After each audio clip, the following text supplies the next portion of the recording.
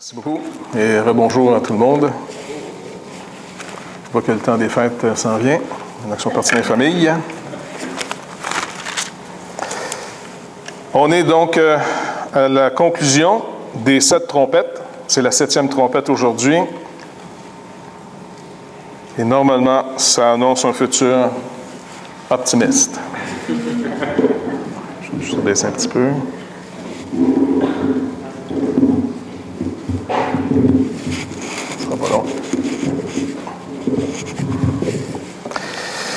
Donc, Apocalypse chapitre 11, à partir du verset 15, il nous est dit, le septième ange sonna de la trompette. Il y eut dans le ciel de fortes voix qui disaient, le royaume du monde est remis à notre Seigneur et à son Christ, et il régnera au siècle des siècles. Et les 24 vieillards qui étaient assis devant Dieu sur leur trône se prosternèrent sur leurs faces. Et ils adorèrent Dieu, en disant, « Nous te rendons grâce, Seigneur Dieu Tout-Puissant, qui était, de ce que tu as saisi ta grande puissance et pris possession de ton règne. Les nations se sont irritées, et ta colère est venue. Et le temps est venu de juger les morts, de récompenser tes serviteurs les prophètes, les saints et ceux qui craignent ton nom, les petits, les grands, et de détruire ceux qui détruisent la terre. Le temple de Dieu dans le ciel fut ouvert, et l'arche de son alliance apparut dans son temple. Il y eut des éclairs, des voix, des tonnerres, un tremblement de terre et une forte grêle. Donc, dans ce passage, on voit que le 7e ange, maintenant, sonne la dernière trompette. Mais pour mieux comprendre, il faut retourner au verset 6 du chapitre 10, ou même chapitre 10 au verset 5. Vous vous rappelez, lorsque l'ange, il dit, « L'ange que je voyais debout sur la terre et sur la mer, leva sa main droite vers le ciel et jura par celui qui vit au siècle des siècles, qui a créé le ciel et les choses qui y sont, la terre et les choses qui y sont, et la mer et les choses qui y sont, qu'il n'y aurait plus de temps, mais qu'au jour de la voix du 7e ange, quand il sonnerait de la trompette, le mystère de Dieu s'accomplirait, comme il l'a annoncé à ses serviteurs les prophètes. » Donc, l'ange ici nous prépare à la raison de la 7e trompette. Et comme il est dit, bien comprendre ici, qu'il n'y aura plus de temps, donc c'est fini, et que là s'accomplirait le mystère de Dieu, ce qui était caché mais dévoilé par l'Évangile. Donc, quand on lit le passage, on se rappelle finalement qu'on est présentement dans le règne de Christ. Mais c'est le maintenant et le pas encore. Parce que quand Jésus est parti, la dernière parole qu'il s'adresse, quand il adresse à ses disciples sur le mont des Oliviers, avant d'être enlevé, il leur rappelle que tout pouvoir, toute autorité, maintenant ça lui est remis dans le ciel. Puis ça, on peut facilement dire, OK, peut-être qu'il règne au ciel, mais il est aussi dit, et sur la terre. Donc, étrangement, son règne a commencé à sa résurrection. Il a vaincu le malin. Et quand il est venu, il y avait souvent ces expressions que Jean a reprises. Vous vous rappelez, quand les disciples sont revenus après avoir chassé des démons, guéri des malades, ils sont tous excités, ils n'en reviennent pas du pouvoir, de l'autorité qu'ils ont sur des êtres qui étaient extrêmement plus puissants que les êtres humains. Parce que les êtres humains, malheureusement, tant qu'ils ne sont pas affranchis par Christ, le même Jean nous rappelle dans sa lettre que le monde entier gît sous sa puissance. On est des captifs du malin. Comme tu le rappelais, l'illustration d'Israël. Israël est une image. Israël doit toujours être pour nous l'instruction pour qu'on comprenne la réalité. Ce n'est pas la réalité et que Jésus, après ça, vient rétablir une réalité qui a mal fonctionné. C'est une image. Ils ont toujours été un symbole, que ce soit le peuple, que ce soit le temple, que ce soit le pain, la manne, que ce soit le rocher dans le désert, que ce soit la sortie d'Égypte, la mer Rouge, le désert, la terre promise. Tout ça est, comme certains spécialistes aiment dire, le mythe fondateur d'Israël, mais en même temps, c'est l'histoire sur laquelle on doit comprendre notre propre histoire. Mais si on comprend mal l'histoire, bien, on va faire une mauvaise application aussi. Donc, quand on est libéré de Pharaon, les Juifs n'étaient pas capables de se libérer par eux-mêmes de Pharaon. Mais quand il est venu, le Seigneur, et c'était son temps, eh bien, finalement, Pharaon n'avait aucun pouvoir. Et si vous remarquez que le Seigneur va même vouloir, étrangement, que Pharaon dise non. Il va endurcir le cœur de Pharaon. Il fait un jugement sur sa créature. Et tous, rebelles ou soumis, croyants ou incroyants, tout le monde va rendre gloire à Dieu, d'une manière ou d'une autre. Les croyants vont rendre gloire à Dieu et faire sa louange en ce qu'on va parler de lui pour l'éternité en fonction de sa miséricorde et de sa grâce. Parce que plus on va avancer dans cette vie, et surtout quand il va venir nous chercher et qu'on va être dans sa présence et qu'on va être ressuscité après sur une nouvelle terre, nouveaux cieux, on va être délivré de toutes les voiles, puis les mensonges, puis les illusions souvent qui se combattent dans notre âme. On va tellement voir sa grâce, sa miséricorde, son amour pour nous, qu'on va être finalement saisi d'une louange éternelle. Ça, on va glorifier Dieu. Si aujourd'hui c'est partiel, c'est que malheureusement, bien, il y a le côté pessimiste de nous autres, c'est qu'on vit ça dans la chair. On a encore un corps pourri. Non, mais on a un corps qui peut être vaincu par une bactérie. Si on mange trop, si on mange pas assez, on fait le porc. Tu sais, je veux dire, notre corps, il est fragile un peu. Là, puis Paul l'appelle même dans Philippiens, notre corps d'humiliation. C'est quand même intéressant, tu sais, le corps qui vous humilie, qui vous rappelle votre pauvreté. Et en vieillissant, ça se confirme de plus en plus. Par contre, l'homme nouveau en nous, cette haute partie de nous régénérée, faisant partie de la postérité de Christ, de jour en jour, ça se renouvelle, et on est de plus en plus conscient et reconnaissant de sa grâce, son amour à notre égard.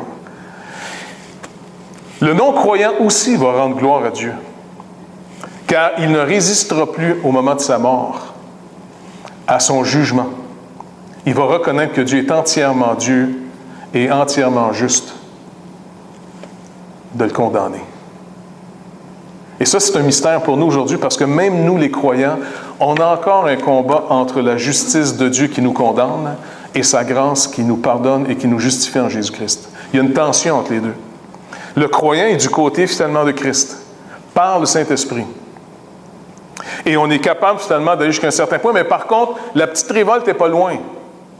Quand on entend souvent des gens pas trop apprécier si leurs enfants, si leurs parents, si les gens qu'ils aiment eux ne sont pas encore venus au Seigneur, et qu'on dit, n'oubliez pas, ceux qui n'ont pas le Fils n'ont pas la vie, et la colère de Dieu demeure sur eux. Est-ce que ça vient nous chercher un petit peu? Donc, ça prouve qu'il y a encore une partie de nous autres qui contestent Dieu, qui ne le reconnaissent pas entièrement comme Dieu, qui le mettent un petit peu au niveau d'une créature. Peut-être une belle grosse créature, mais une créature pareille. En d'autres mots, c'est comme si on dit, il a le droit à ses opinions, mais moi avec. Mais devant Dieu, rien n'a le droit à son opinion. Ça n'existe pas une autre opinion que celle de Dieu. La vérité, c'est lui. Il ne faut pas juste dire la vérité, il est la vérité. Ça, pour nous autres, c'est un mystère, parce que le péché fait de nous des êtres devenus un peu fous. Et le type de folie dans lequel on est, c'est qu'on se prend pour des dieux, nous autres, avec. Allez, si vous en mangez, Dieu sait très bien que la journée vous allez en manger, vous serez comme lui, comme des dieux. Eh bien, là-dessus, il nous a dit la vérité. On se prend pour ça. On ne l'est pas, c'est ça le problème, mais on se prend pour ça. Même des fois, on peut chercher en nous. Celui qu'on écoutait à la radio en s'en venant, changer de poste pour être moins déprimé. J'écoute plus Radio Cannes, parce que ça me déprime trop. Jusqu'à m'a écouté Ville-Marie. Ils m'ont encore plus déprimé. Parce que finalement, là-dedans, on glorifie encore l'homme. C'est encore l'homme. Tu sais, on regarde l'homme, tu dis, coudonc, c'est une obsession, ça. Tu sais, donc ça prouve que nous avons une parcelle de divinité en nous, nous sommes merveilleux. C'est, merveilleux par la foi en Christ quand ça va être fini. Mais pour l'instant, on n'est pas trop merveilleux. Ah ben? Avec tout ce qu'on peut faire. Bref, cette obsession qu'on a de nous-mêmes rend difficile l'adoration de Dieu, rend difficile de croire sa parole, parce qu'il y a un conflit en dedans de nous autres. j'ai aussi une parole. J'ai aussi ma propre pensée. J'ai aussi ma propre volonté. Ça, c'est quelque chose que Dieu nous a accordé. C'est pour ça, finalement, qu'on est responsable de ce qu'on fait. Sinon, on aurait simplement, comme des animaux, un instinct. Tu ne peux pas emmener un animal, finalement, devant un tribunal. Tu sais, pour dire, je ne sais pas moi, là, les véganes peuvent commencer à faire des procès peut-être aux chats, d'assassiner des souris. Ça va? Mais est-ce que Dieu peut être Dieu? Et c'est ça que Christ vient rétablir dans nos vies. C'est pour ça que quand la foule venait devant lui, enthousiasmée par la manifestation de la bonté de Dieu à leur égard, soit par la nourriture, soit par des guérisons, il rendait manifeste la vie à laquelle ils appellent. Mais si la foule voulait le suivre, il leur disait, première condition, reniez-vous. Reniez-vous. Si tu ne te renies pas, tu ne peux pas croire en lui. Tu ne peux pas avoir la foi et en toi et en Dieu. Tu as la foi en Dieu, tu as la foi dans sa parole au détriment de la tienne, et de plus en plus, normalement, un croyant qui mature reconnaît que dans son humanité, en dehors de la parole de Dieu qui vient l'éclairer, tout homme est menteur. Puis le pire, c'est qu'on se ment nous autres. Et inévitablement, on joue un scénario autour de nous pour produire une image dans laquelle on veut que les gens puissent nous voir. Mais c'est-tu le vrai nous? C'est pour ça que la plupart des gens, ils ne peuvent pas voyager trop longtemps en groupe. Ça fait peur à bien du monde, ça. Pas vrai? Hey, wow, venez-vous-en, on va être... Tu sais, je sais pas, mais il y a des gens qui disent, hey, on va-tu passer toute la gang, nos vacances ensemble? Non, mais c'est justement, c'est des vacances que je veux. Donc, pourquoi? Parce que quelquefois, est-ce qu'on peut être totalement nous tout le temps? Non. On doit s'habiller. Pour prendre une image concrète, là. On s'habille, pas vrai?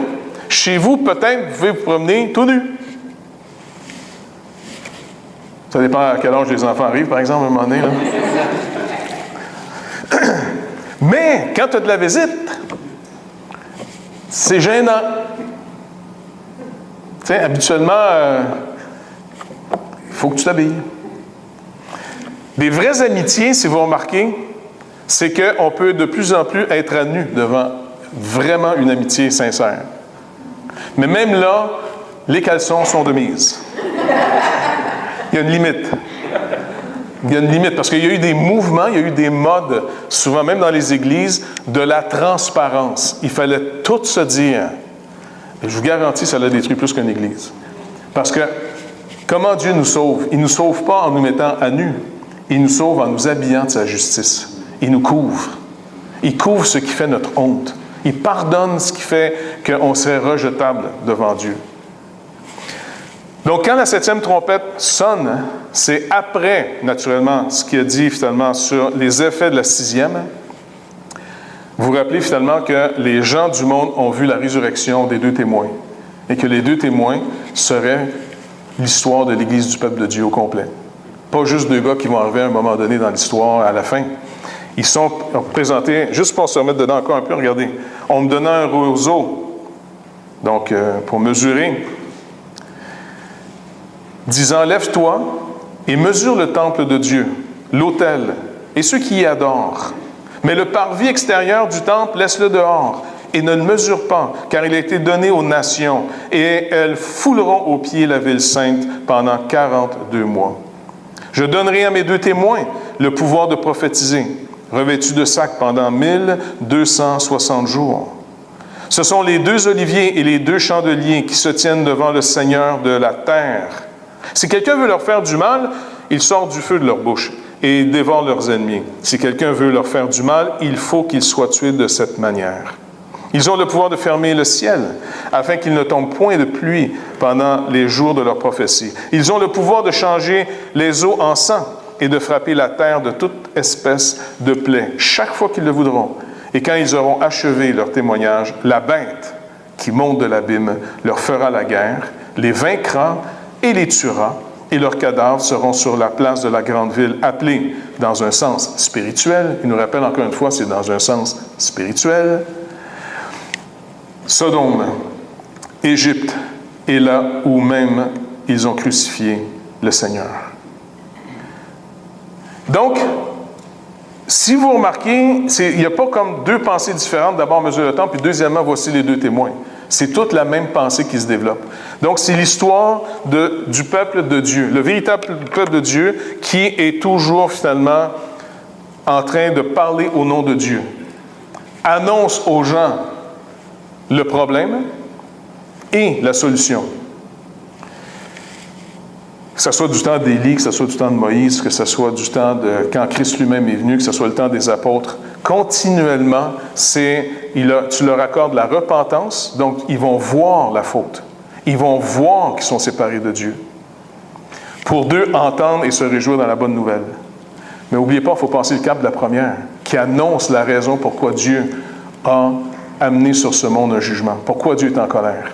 Il faut accepter la première condition pour être sauvé par la deuxième condition. Personne n'accepte le Seigneur véritablement s'il n'a pas compris le problème. Parce qu'avant de régler un problème, il faut le connaître. Il faut l'identifier, il faut le mettre à jour. Et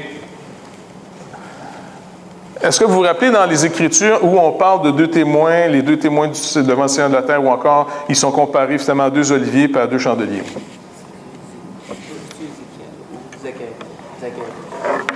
On va aller checker ça dans Zacharie de bord.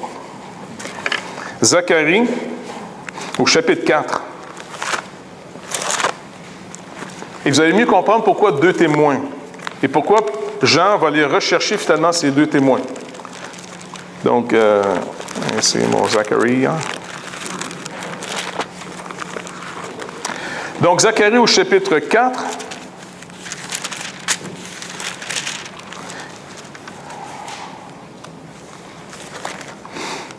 Le verset 3 d'abord. Et il y a près de lui deux oliviers, l'un à la droite du vase et l'autre à sa gauche. Puis là, l'ange va demander finalement à Zacharie, tu comprends-tu ici ce qui se passe? Et Zacharie va être assez honnête pour dire non, je ne comprends absolument rien de ce qui est en train de se passer. Et il va continuer à développer ici. Et rappelez-vous, il va y en reparler aussi au verset, si je ne me trompe pas, à la fin, 14, ce sont les deux oins qui se tiennent devant le Seigneur de toute la terre. Même expression.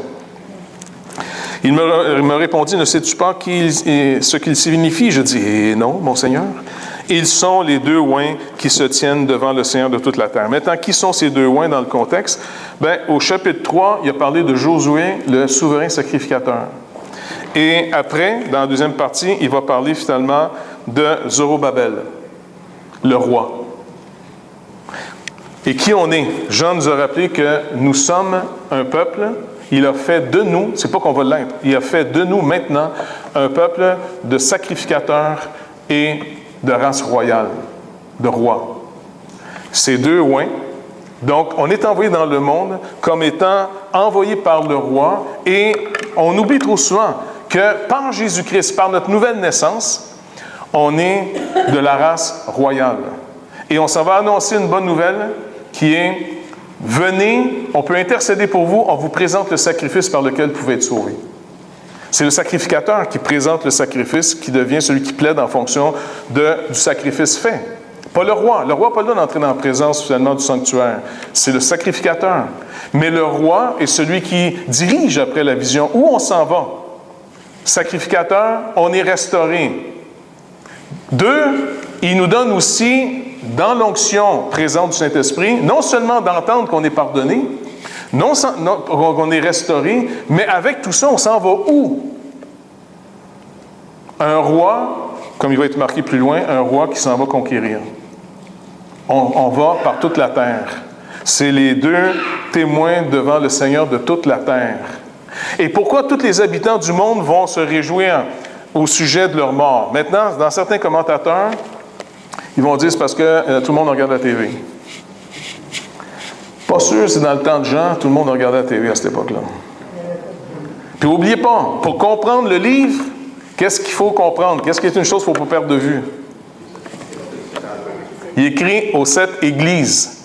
C'est au tout début, écrit aux 7 églises. Et les 7 églises qui sont en Asie mineure, en 90 après Jésus-Christ, n'ont pas de TV. Cogeco n'est pas arrivé. Le câble n'est pas là. Ça fait que tu ne peux pas finalement. Mais comment ici tous les habitants de la terre se réjouissent? Parce que l'Église, elle se répand dans le monde entier. Maintenant, en allant par le monde, c'est Jésus, quand il mandate l'Église, quand il mandate les apôtres, qu'est-ce qu'il dit? Allez par toutes les nations. L'Église, les 2 témoins sont dans toutes les nations. Et ça, c'est un rôle qu'on a à jouer. Le sacrificateur s'en va avec le roi. Il y a une partie de nous, c'est le sacrificateur qui s'en va annoncer une bonne nouvelle à un peuple qui va périr. Mais dire, réjouissez-vous, on a une solution. Christ a tout accompli. Il nous délivre de la mort.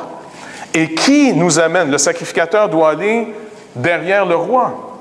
Vous savez, il y a une illustration assez intéressante, comment une grande puissance d'évangélisation s'est faite, entre autres, au 19e siècle.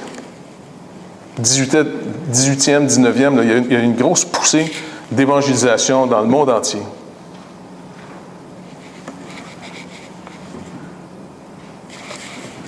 Ça s'est fait comment? Pardon? C'est vrai que la Bible était disponible, ça a aidé, mais c'est pas ça. Il n'y a pas trop de migration. L'Europe a conquis le monde à l'époque. C'est la colonisation. Le monde a été conquis par l'Europe. La Belgique, la France, l'Angleterre, la Hollande, le Portugal, ils ont été conquérir le monde entier, dans un esprit, en passant, pas chrétien. Mais c'est pas grave. Le Seigneur s'est servi d'eux. Et est-ce que vous connaissez la fameuse histoire d'un journaliste qui cherche, comment il s'appelle déjà? Livingstone. Hein? C'est Livingstone, hein? Puis il est dans la jungle, il cherche le gars. Et à un moment donné, il voit ce monsieur, et qu'est-ce qu'il dit? Exactement. Dr. Livingstone, I presume. C'est un anglais, hein, ils sont toujours polis, les autres, quand ils se parlent. Là. Et puis, mais qu'est-ce qu'il faisait là, lui? On parle toujours de ces gars-là comme étant ceux qui font l'évangélisation. Mais en réalité, comme tous les évangélistes de toutes les époques, c'est quoi le défi que tous les évangélistes ont? Je signale, c'est quoi ton défi? Un majeur. Payer tes comptes. Pas vrai? Payer ses comptes. Fait que là, souvent, l'évangéliste est obligé d'avoir un autre job. Une job par laquelle il peut payer ses comptes pour pouvoir faire souvent son ministère. Maintenant, par exemple, Livingstone, il vivait de quoi? Il voyageait. Comment? Il voyageait avec à travers la forêt, hein, Oui. avec les habitants. Mais quel était le but de ces voyages? En fait, c'était l'exploration de l'Afrique, la découverte de l'Afrique. Oui. La colonisation. Et qu'est-ce qu'on cherchait surtout? Le Livingstone, là, c'était, entre autres, quelqu'un qui travaillait pour la Société royale de géographie en Angleterre. Et il cherchait, entre autres, une des choses qu'il cherchait, c'est la source du Nil. Fait qu'il explorait ça, puis c'était des cartographes en même temps. Les gars dessinaient, il n'y avait pas de satellite dans ce temps-là, où est-ce qu'on prenait les photos. Et quand vous pensez aux cartes, c'est génial comment les gens faisaient des cartes. Ils calculaient les choses. Puis ça, une carte, là, ça valait une fortune, parce que le pays, maintenant, tu l'avais sur papier, et tu pouvais te retrouver, finalement, précisément. Ces gars-là, c'était un job de fou qu'ils faisaient. C'était incroyable. Ils exploraient le monde entier. Fait que c'était la conquête du monde, mais pour le conquérir, il faut que tu saches où tu t'en vas. Ça, on pourrait quasiment dire, c'est le côté du roi. Dans le peuple de Dieu, dans nos églises locales, si on a trop favorisé juste le côté, le prêtre, le souverain, le souverain sacrificateur ou non, le souverain, il n'y en a rien qu'un. Les sacrificateurs. Vous avez des églises qui ne bougent pas et qui annoncent la bonne nouvelle, mais sans arrêt sur place. Puis à un moment donné, il y a des gens qui viennent à l'église en disant « OK, il me semble, pasteur, ça fait 10 ans que tu nous annonces le salut. Je pense qu'on est sauvés, ça, là. Y a-tu d'autres choses à vivre après le salut? On marche-tu à quelque part? On s'en va-tu à quelque part avec ça? » Mais si c'est que le sacrificateur qui est en contrôle de l'organisation, du pupitre, ça fait des églises qui vont nulle part. Et ils développent le spectacle de plus en plus. Ils investissent énormément dans le culte parce que c'est la seule chose qui reste. Et on espère que ça soit tellement attractif que beaucoup de gens viennent à la foi. Puis c'est pas mauvais, c'est bien, mais c'est pas complet. Il manque les entrepreneurs. Les rois d'aujourd'hui, c'est plus la royauté, parce que même la reine d'Angleterre, qui est notre chère reine, en passant, ça fait drôle de penser qu'on a une reine, mais on a une reine. Eh bien, Élisabeth, c'est plus vraiment une reine comme ben avant que c'était des rois et des reines. La plupart des monarques en Europe aujourd'hui sont plus comme, est-ce que tu mets la face sur un timbre ou bien c'est un billet de banque, tu sais. Mais, à l'époque des grands conquérants, c'était des conquérants. Ils étendaient leur royaume. Parce qu'ils avaient non seulement de vouloir le territoire de l'autre, mais n'oubliez pas, par exemple, Alexandre le Grand, qui peut-être incarne vraiment le roi des rois, là, à une époque. Quelle était une de ses motivations de conquérir le monde? Répandre la culture grecque, helléniser le monde. Il était convaincu, parce qu'il avait été, entre autres, enseigné par Aristote. Son père, finalement, Philippe de Macédoine, avait engagé Aristote pour faire l'éducation de son fils. Et les idées, on pourrait quasiment dire encore du sacrificateur, du penseur, les idées ont été mises dans la tête de ce futur roi. Et motivé, convaincu que sa culture était une solution pour le problème du monde, eh bien, il a été de l'avant, puis il a conquis, au fond, quasiment le monde de son époque. Il s'est rendu jusqu'au fleuve de l'Indus, quasiment jusqu'en Inde. Et il en est mort à 33 ans. Il est mort à 33 ans. En 300, je pense 13 avant Jésus-Christ. 300 ans plus tard, il y a un autre roi qui arrive. Et lui aussi, il va conquérir le monde. Il va avoir la victoire des victoires. Quand, à vue humaine, il a tout perdu. À vue humaine, il est faible. À vue humaine, il est fou. Il a tout perdu. Et il a tout gagné. Et il envoie maintenant son armée conquérir le monde. Mais différemment que les armées qui tuent les peuples pour les conquérir, il envoie une armée qui meurt pour les peuples qui s'en va conquérir. Totalement différent. Il nous envoie comme des brebis au milieu des loups. Et si on veut avoir une onction complète, tu sais, il y a bien des gens qui sont vantés souvent d'être l'Église du plein évangile. C'est une expression qu'on entend moins aujourd'hui, là. Mais être pleinement l'Évangile, il faut être sacrificateur et conquérant. Pas juste un, pas juste l'autre. Il faut les deux. Parce que le Seigneur nous dit maintenant, allez, je vous envoie comme une armée. Mais pour qu'on puisse le faire, il faut que sa parole s'incarne en nous de la même manière. C'est extrêmement pratique. Il n'y a pas un Alexandre le Grand s'il n'y a pas dans le secret un Aristote qui lui sème la pensée, qui lui donne finalement de voir le trésor de l'époque pour lui, que la pensée grecque, que les philosophes grecs sont la solution pour le monde. C'est sûr que c'est mêlé avec la cupidité et avec tout ça. Mais si on prend juste l'image simple, l'Église doit avoir les deux. Si elle n'a pas les deux, elle est incomplète. Le Seigneur n'envoie pas un témoin à la fois, il envoie toujours deux témoins. Puis on a vu que deux témoins, c'est que le Seigneur dit dans sa parole, c'est deux témoins qui disent vrai. Un témoin n'est pas suffisant pour condamner quelqu'un. Quand on regarde ça dans Lévitique, dans les Nombres, ainsi de suite, un témoin n'est pas suffisant. Comment il envoyait des disciples à la fois? 2 par 2. 2 témoins. Les deux. Et quand on revient au livre que Jean rappelle ici, il l'appelle, c'est les 2 oliviers, les 2 chandeliers qui se tiennent devant le Seigneur de toute la terre. Il veut qu'on comprenne qu'il parle de l'Église, du peuple de Dieu. Parce qu'il parle des 2 oliviers. On est venu finalement à Zacharie. Et il nous rappelle que ces 2 oliviers, ces 2 oins sont Zorobabel, le roi, et Josué, le sacrificateur, qui en passant était fautif, affaibli. Mais il y a une promesse, parce que quand le Seigneur parle à Satan qui accuse Josué, le sacrificateur, d'être sale, de ne pas être à la hauteur, le Seigneur dit, t'es qui pour parler contre Jérusalem? T'es qui? Et le Seigneur fait mettre pur le sacrificateur Josué, parce que le Seigneur décide de faire grâce à Jérusalem, la vraie Jérusalem, le reste. Et donc, non seulement ça, mais Jean va être sûr qu'on ne passe pas à côté, parce qu'il va ajouter quoi? Chandelier. C'est vrai qu'ils sont les vases du chandelier dans Zacharie, mais comment il appelle l'Église? Comment il appelle les 7 églises? Les 7 chandeliers. Donc, il parle de l'Église. Il parle de l'Église qui s'organise dans son côté sacrificateur et conquérant. Et si on n'a pas les deux, l'Église meurt.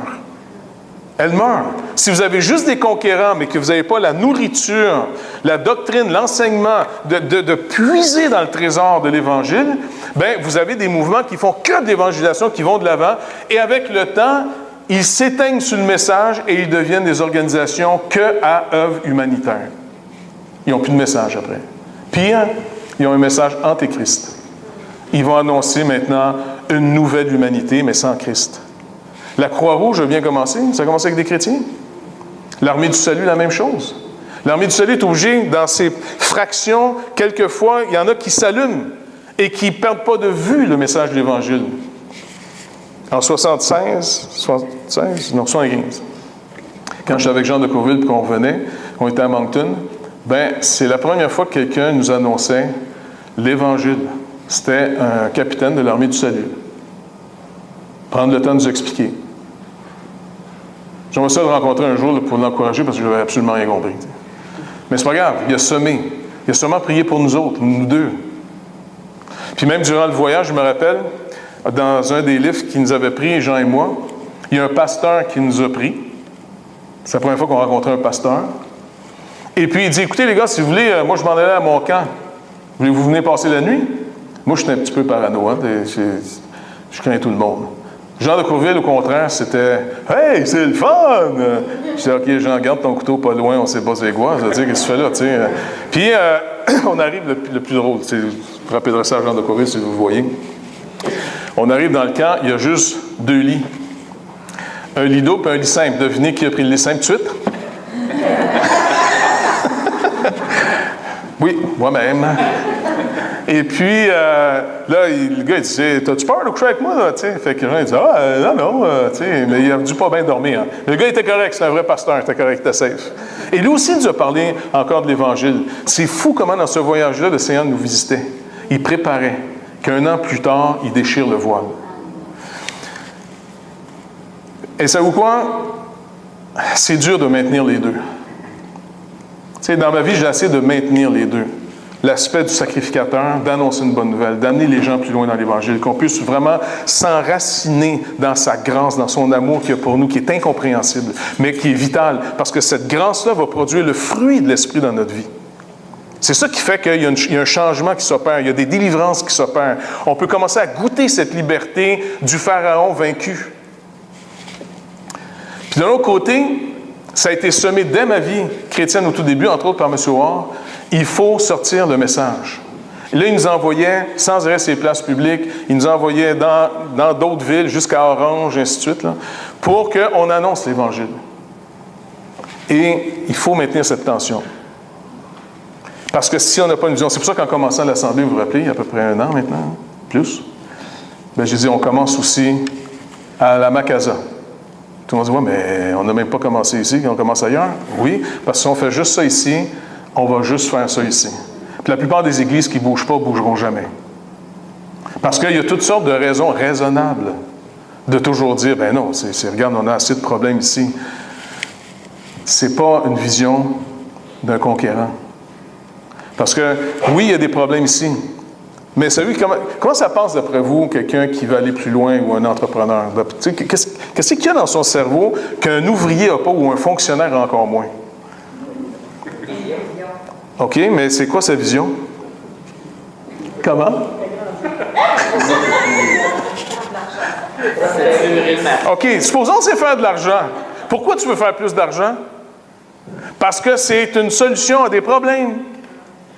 Tu sais, quand tu as des problèmes, puis tu vas dire, regarde, on va rester dans les problèmes, Un esprit entrepreneur dit, attends, s'il y a des problèmes, la solution est ailleurs. Parce qu'ici, là, on fait que brasser de la marmelade, et puis, je veux dire, tu sais, c'est bien, mais la solution, je ne sais pas, un visionnaire, un conquérant, quelqu'un qui s'investit dans l'entreprise, la solution est toujours derrière la prochaine colline. Puis il en trouve du stock en chemin. Vous savez, il trouve des solutions et des nouveaux problèmes. Et ces nouveaux problèmes, tu es obligé d'aller chercher encore un peu plus loin encore la nouvelle solution. Et c'est ce que les témoins ont fait. Ils ont tourmenté les habitants de toute la terre. Et on est présentement en train de les tourmenter. Mais le Seigneur nous dit, ayez pas peur, je vais vous dire comment ça va finir. Ayez pas ce côté idéaliste que vous allez christianiser le monde. aller de l'avant, je vais faire mes réveils, je vais me charger de mes conquêtes. Et 2, quand je vais le permettre, je vais laisser la bête. La bête. C'est quand même étrange qu'il l'appelle la bête. Mais régulièrement, ce qui est appelé la bête, Pharaon est appelé une bête, et comparé finalement au serpent dans l'eau. Ou encore, quand Nabuchodonosor a commencé à péter des fuses, vous savez, il y a eu une vision, puis Daniel il explique sa vision, est-ce que vous vous rappelez? Puis qu'est-ce que Daniel dit au roi? Au roi, je te donne un conseil, garde d'abord que la vision soit pour tes ennemis. En d'autres mots, c'est pas le fun ce que je vais t'annoncer. Mais regarde, il explique tout ça, et puis il dit, je vais te donner un conseil. Fais du bien avec tes moyens. Tourne-toi vers les pauvres. Fais du bien. C'est comme si tu te mets à faire du bien, tu vas commencer à déconnecter de toi-même, à faire le culte de toi-même. Parce que quand tu commences à t'occuper des autres, là, quand tu vas vers les autres, devinez ce que ça vous montre. Ceux qui vont vers les autres pour aider les autres, OK, dans le sens que c'est vrai qu'en consolant les autres, ça te console, tu réalises que c'est pas si pire, mais comment ça révèle nos faiblesses? Exactement. Le pauvre va nous amener dans nos limites. Exactement. Plus vous allez aider les gens, plus ça va vous montrer à quel point vous êtes incompétent. Impuissant, incompétent. Il y a des fois, tu as juste le goût de dire « Hey, moi, je me retourne chez nous. » Puis le Seigneur dit « Non, qu'est-ce que tu vas aller faire chez vous? Brasser de la marmelade. » Le Seigneur dit « Mais il faut aller de l'avant. » Puis là, le Seigneur nous dit, dans cette conquête-là, je serai toujours avec vous. Je serai toujours avec vous. Et quand il est toujours avec nous, la grâce qu'on va découvrir, la grâce qu'on va expérimenter, en passant, tout le monde va expérimenter la grâce, pas vrai? Mais vous allez expérimenter la grâce dans quelles conditions? Il y a une condition à remplir pour goûter et recevoir la grâce. C'est quoi? La faiblesse, l'humiliation. L'humilité précède la gloire. Dieu fait grâce aux humbles. Mais qu'est-ce qui arrive aux orgueilleux? Il les résiste. Ça fait que c'est comme si on dit, regarde, c'est comme si on dit, regarde, si tu m'écoutes, là, tu vas voir, c'est pas compliqué. Quand tu vas te monter la tête trop haute, le bat va arriver. Si tu marches plus bas, le bat va passer au-dessus de ta tête. C'est pas plus compliqué que ça. Si vous n'êtes pas convaincu, il y a un excellent film qui l'enseigne. Indiana Jones, le 3e ou le 2e? Le premier? Non, c'est le 3e, non? C'est quand il va chercher la coupe du Seigneur, là.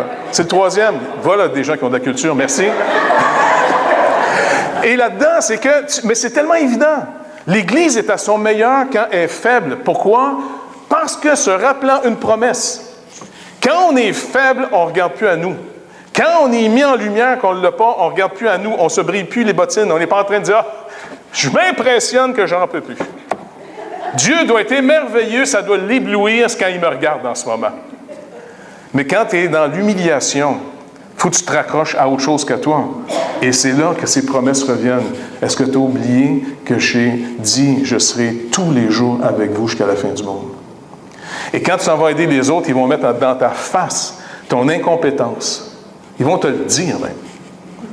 Et puis là, tu as le goût de t'en aller chez vous pour sauver la belle image de toi-même. Le Seigneur dit, non, c'est pas chez vous que ça va se passer. Je suis avec toi. Maintenant, quand ils vont te parler de tes faiblesses, confesse-les, je te pardonne, et demande-moi. Demande-moi. Car je vais donner par toi. Et c'est là que les croyants se mettent à vivre des choses avec le Seigneur. Est-ce que, là, on passe d'une chose que j'ai crue à quelque chose que j'ai vécu. Mais si tu es simplement en train de brasser de la marmelade sans arrêt, tu vas savoir finalement les types d'oranges et de citron que tu as mis dedans, puis c'est tout. Les oranges quand c'est pas si pire, du citron quand c'est très sûr. Puis ça dit, va de l'avant. Il faut les deux. Et il dit, ça va finir, ils vont vous tuer. Ah! Mais faites-vous-en pas, ça, je réserve ça que pour mes amis. OK, on est-tu beaucoup tes amis, nous, en ce moment? Le Seigneur dit, non, écoutez, puis c'est Paul, encore une fois, qui rappelle à la dernière trompette. Jean reprend une illustration de Paul. Pourquoi trompette en passant? C'était l'instrument qu'on prenait pour les appels solennels au peuple de Dieu. Quand Dieu appelait le peuple, il envoyait les gens avec les trompettes c'était le signal. Assemblez-vous, Dieu veut parler. Et ici, la 7e trompette, après que le monde s'est réjoui d'avoir détruit l'Église. N'oubliez pas, Paul nous dit que ça va finir avec un antéchrist. Et déjà, Jean nous dit que les antéchrists sont dans le monde. La bête est déjà dans le monde. Elle est plus ou moins apparente. Mais tous ceux qui enseignent un autre espoir que celui qu'on trouve en Jésus-Christ est un antéchrist. C'est pas plus compliqué que ça. C'est tout message, tout espoir en dehors de Jésus-Christ, sa mort et sa résurrection est un message d'antéchrist. De parler que l'homme est capable, c'est un message d'antéchrist.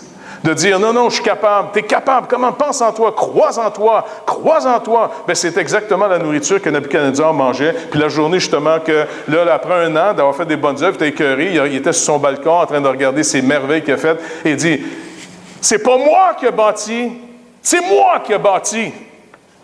Il parle de lui, là. J'ai bâti Babylone la Grande, c'est moi qui ai bâti ça. C'est vrai, puis c'est pas vrai. Parce que qu'est-ce que tu as qu'on t'a pas donné? Il n'y a rien de plus dangereux que quelqu'un qui s'adore, qui se contemple, qui parle de ces merveilles qu'il a faites et qui ne donne jamais gloire à Dieu. Et qu'est-ce qu'il entend? Eh bien, il entend des êtres lui dire, « Ô roi, tu vas apprendre que Dieu peut donner le règne au plus imbécile des hommes et il peut le relever comme il veut. Pendant 7 ans, encore 7, tu vas manger de l'herbe.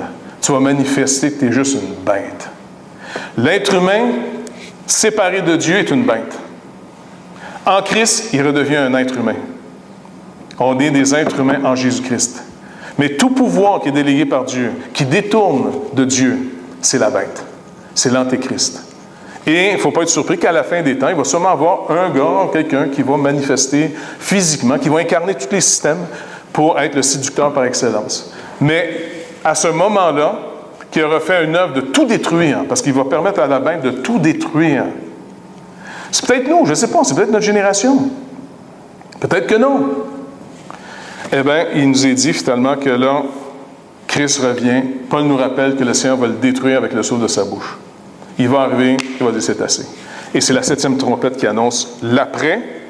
Les gens vont être stupéfaits quand le Seigneur va revenir. Et il nous est rappelé que les nations se sont héritées. Ta colère est venue. Le temps est venu de juger les morts. Là, on n'est plus à attendre. On est dans ce temps qui est annoncé. De récompenser tes serviteurs, les prophètes. Vous rappelez encore une fois la doctrine ici sur les récompenses. J'aimerais qu'on se motive là-dessus. Parce que Dieu nous a donné... Est-ce que vous avez finalement un goût d'avoir? Non? Mais c'est-tu le fun d'avoir de la nourriture sur notre table? Ou d'avoir simplement des clopinettes? Des clopinettes. Ça, c'est pas de nourriture partout. C'est que j'ai appris ça quand je restais dans le sud de la France. Puis à un moment donné, on est rentré pour souper. Puis quand on dit, puis qu'est-ce qu'il y a à manger? Des clopinettes. Ça veut dire que c'était jeûne et prière ce soir. OK. Est-ce que c'est agréable d'avoir des moyens? Oui. Bon, mais pourquoi, si on est capable d'apprécier d'avoir des moyens, c'est que cette capacité d'apprécier est donnée de Dieu. Tu sais, en dehors d'être un écureuil qui ramasse, qui fait des provisions, bien, il est fait par Dieu. Le Seigneur a mis dans le cerveau de ce petit écureuil-là, je ne sais pas pourquoi, il fait des provisions. La caisse populaire, c'était pas une de ses illustrations, ça, à un moment donné? Un écureuil puis une abeille, il me semble. Quand j'étais petit, là, les premiers 25 cents qu'on amenait, tu sais, à chaque mardi, il fallait amener 25 cents pour notre petit cahier de la caisse populaire. Non? Anyway. Hein? C'est une abeille. C'est une abeille, hein? Mais je pense qu'il y avait un écureuil à quelque part. Je ne me rappelle plus où, là, mais... Bref, les écureuils font des provisions. Donc, c'est que le Seigneur, finalement, prévoit pour ces animaux qui ne font pas, par exemple, ils ne dorment pas l'hiver, ils se promènent tout l'hiver, il faut qu'ils mangent. Nous, il nous a donné aussi le goût de conquérir, d'avoir, pour le bien ou pour le mal. Maintenant, il ne faut pas détruire en nous, il faut réorienter en nous toutes nos facultés. Il ne faut pas les détruire. Il ne faut pas détruire notre imagination, il faut la réorienter. Il ne faut pas détruire notre raison, il faut la réorienter. Il ne faut pas détruire notre goût de posséder, il faut le réorienter. Il faut réorienter en Christ. Et là, tu deviens pleinement ce que tu veux. C'est béni de voir quand l'œuvre avance et puis finalement, il y a des choses qui se développent ou qu'il y a des gens qui trouvent des moyens pour faire ce qu'on fait. Par exemple, quand on se retourne puis on regarde ce que Dieu a fait par nous, par toutes sortes de moyens, tout le monde a ri de nous autres sans arrêt en Haïti. Là-bas, comme chez nous en passant. Ah, c'est avec de la brique, c'est avec de la brique. Puis là, on s'est fait niaiser tout le long. Tout le long, ça en était même épuisant à un moment donné. Tu dis, pas grave, le Seigneur nous a demandé de le faire, on va le faire. Cherche pas ton encouragement auprès des gens, tu vas capoter bien raide. C'est même dangereux de devenir amer. Et il est dit, comme on a lu le commandement, tu ne tueras point. Pour l'homme naturel, ça peut être une solution. En Jésus-Christ, tu n'as pas le droit de le faire. Fait que tu dis, OK. Mais le Seigneur dit, viens me voir. J'ai dit que je serai avec vous tous les jours. Viens me voir. Et là, il nous encourage. Il vivifie notre foi. Parce qu'il dit, regarde, tu dois aller de l'avant, parce que je vais rendre témoignage à ce monde, que peu importe le bien que je lui fais. Jésus a déjà dit, pour quelle bonne œuvre allez-vous maintenant vouloir me lapider? Puis on dit, non, c'est pas pour une bonne œuvre, c'est parce que tu te prends pour un Dieu. Nos œuvres sont une manifestation de la même bonté de Dieu envers les affligés, les pauvres, les incapables. Va les soigner. Va les nourrir, va les habiller, va les instruire, va leur donner des moyens de reprendre possession de leur vie. Annonce-leur surtout la bonne nouvelle. Mais continue à les nourrir même s'ils ne veulent pas entendre. Dieu fait lever son soleil sur les bons comme sur les méchants. Il fait pleuvoir sur les bons comme sur les méchants. Et il veut qu'on continue à faire la même chose que lui parce qu'on est en son nom. On est le corps de Christ. On est les deux témoins de toute la terre, devant le Seigneur de toute la terre. Et c'est pour ça, finalement, qu'il dit, regarde, les nations sont héritées. Maintenant, tu auras interviewé. Et ça finit en disant quoi?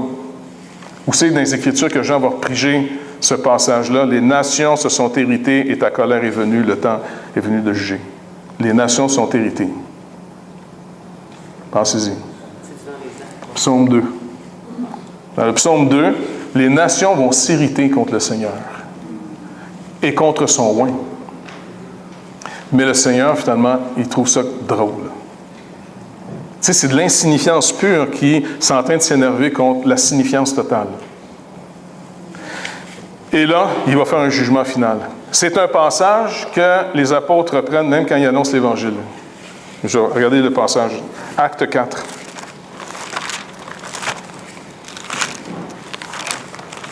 Acte chapitre 4.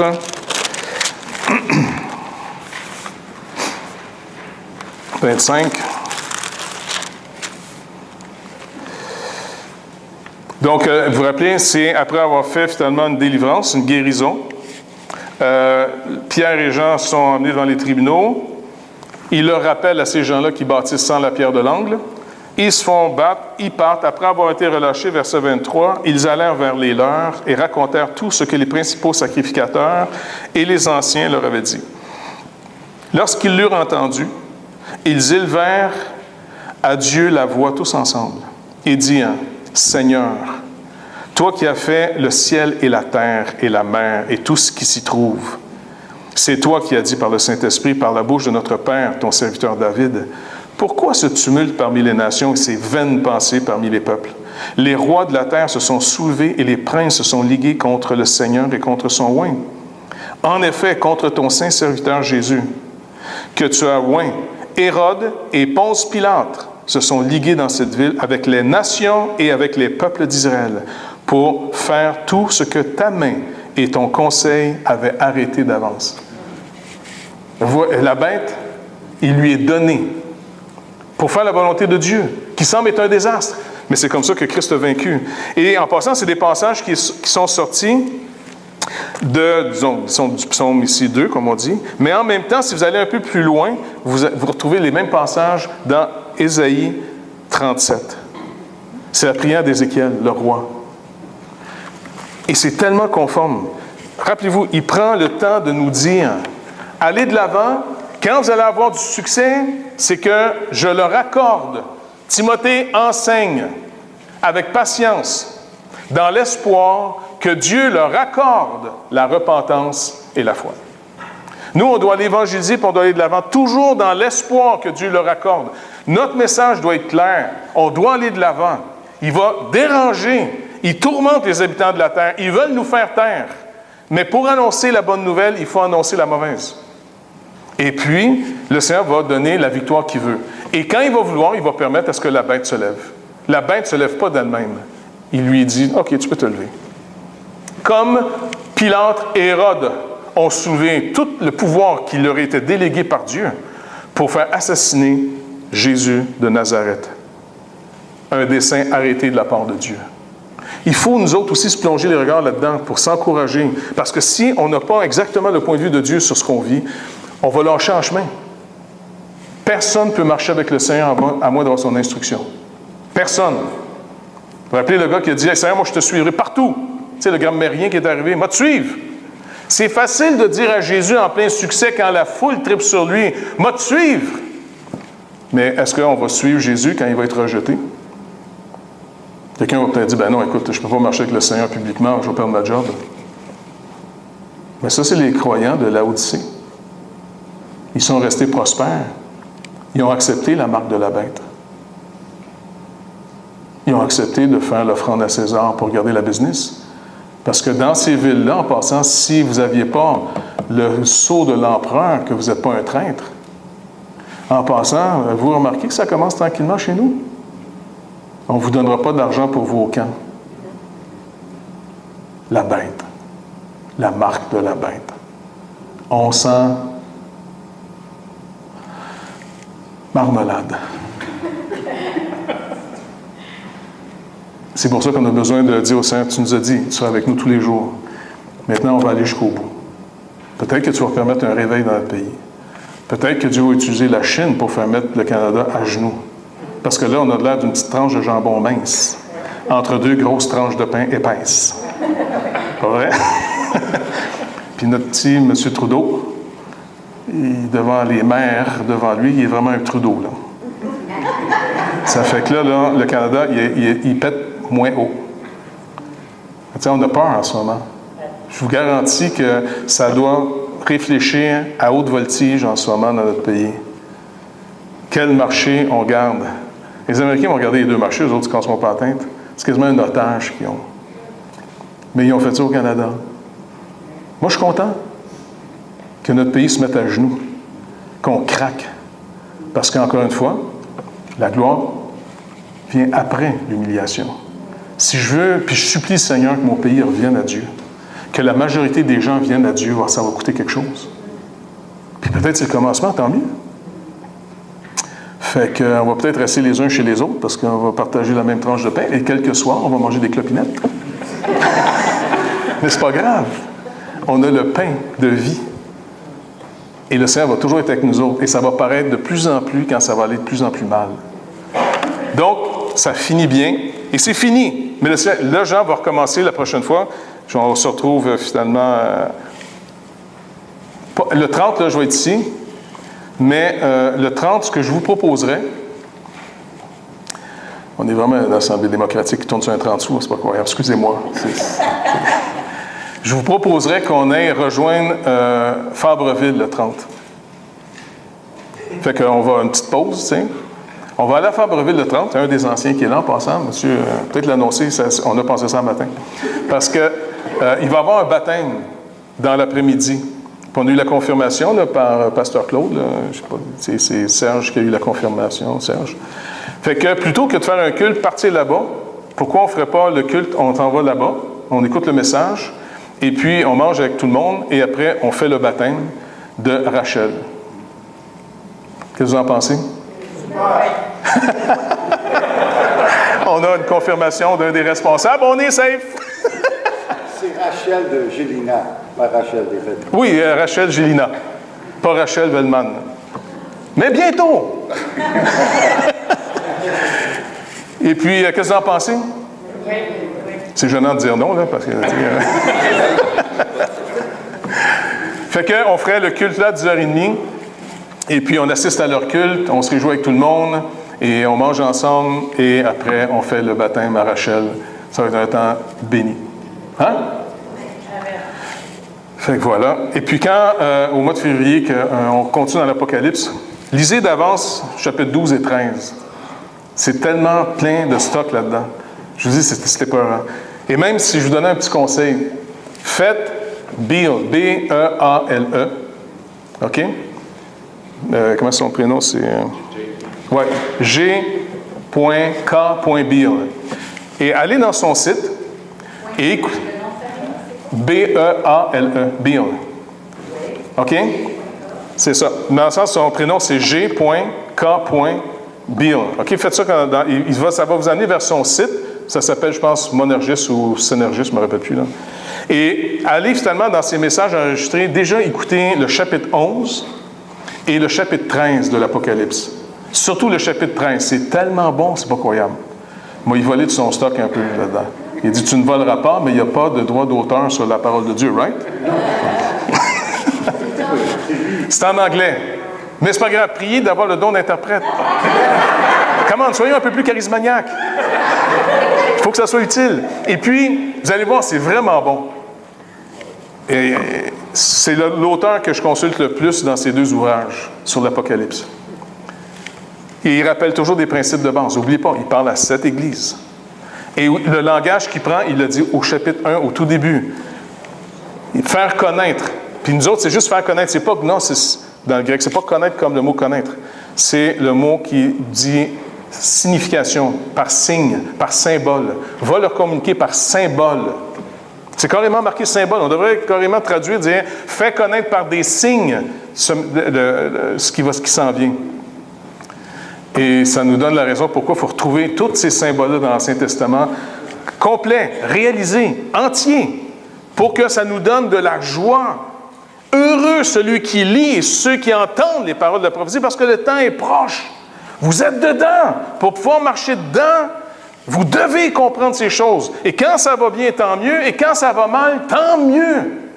Parce qu'on va le voir. Il nous a juré d'être avec nous à tous les jours. Et en dehors de lui, il n'y a pas d'espoir. Mais en lui, il y a tous les espoirs permis. Tout est permis de croire en lui. Il est Dieu. Rappelez-vous, c'est le Dieu d'Abraham. Qu'est-ce qu'il dit à Abraham quand Abraham est complètement découragé, qu'il ne voit plus de solution? Il ne voit pas cet enfant-là arriver. Il en a fait un par sa servante. Il a essayé d'aider Dieu parce que ça ne marchait pas ce que Dieu voulait faire. Il s'est dit, attends, tu as donc cru qu'il y a des choses qui sont impossibles? Non, tu vas l'avoir l'année prochaine. Il capote, le pauvre. C'est comme s'il rit en disant, je ne suis plus capable d'y croire. Ben, tu crois, on va appeler on a déjà trouvé le nom de ton petit garçon. Oui? Fils de la promesse. Non, ça va être trop beau, ça. Tu vas l'appeler le petit comique. C'est ça que ça veut dire, Isaac. Le petit comique. T'es sérieux, on va l'appeler de même? Ben oui, parce que t'as l'air de trouver ça comique. Fait que le petit comique est arrivé. Et savez-vous quoi? C'est nous autres, ça, les petits comiques. Quand Jésus-Christ a donné sa vie, c'était pour les petits comiques. Paul dit, vous êtes les fils de la promesse. Vous n'êtes pas Ishmaël, vous êtes Isaac, les petits comiques. OK, j'arrête de délirer, on remet ça au Seigneur. Seigneur, je veux te remercier énormément pour cette bonne nouvelle qui nous réjouit dans un monde, comme Pasteur Velman nous le disait plus tôt. Oui, c'est vrai, d'un côté, on est totalement pessimiste sur le genre humain, sur sa destinée, sur le monde, sur l'écologie, sur toute chose. On peut essayer de trouver la pédale de frein, mais notre cupidité est tellement grande. On cherche tellement la vie dans les richesses, dans le pouvoir, dans la sexualité. On cherche la vie partout ailleurs qu'en toi, Seigneur Jésus. Et ce besoin de vivre est tellement intense qu'on ne sera pas capable d'arrêter le train de folie. Mais pour ceux qui t'ont trouvé, apprends-nous à trouver pleinement en toi notre satisfaction, afin de dire, comme David, on est rassasié. On est rassasié et surtout délivré de la crainte de la mort qui nous retenait toute notre vie. Car c'est ainsi que tu dis dans l'Épître aux Hébreux que Satan possède les gens. La crainte de la mort. Délivre-nous, Seigneur Dieu, de tout ce qui pourrait nous freiner de marcher avec toi. Ça, c'est la véritable liberté. Marcher avec toi. Libéré de Pharaon pour marcher avec toi vers la terre promise. Car tu ne peux pas nous mentir. Et Seigneur Jésus, tu nous as promis d'être au milieu de nous pour toujours. De non seulement être au milieu de nous, mais d'être en chacun de nous Tous ceux qui se tournent vers toi vont rayonner de joie. Alors rends-nous conscients de cette réalité, de ce trésor, de cet héritage, de ta présence, ce qui nous distingue de tous les autres peuples, comme Moïse le dit. Bénis-nous, Seigneur Dieu. Bénis tous ceux qui viennent à toi, Seigneur Jésus-Christ, pour être réconciliés à Dieu ton Père, afin que plus aucune faute, aucune culpabilité retienne qui que ce soit de venir profiter pleinement de ton pardon. Et non seulement d'un pardon, mais maintenant d'aller avec toi conquérir le monde, d'aller chercher tous ceux qui vont espérer en toi, Seigneur. Garde-nous dans cet équilibre entre le sacrificateur et le roi. S'il vous plaît, Père. Et merci d'avance au nom de Jésus. Amen.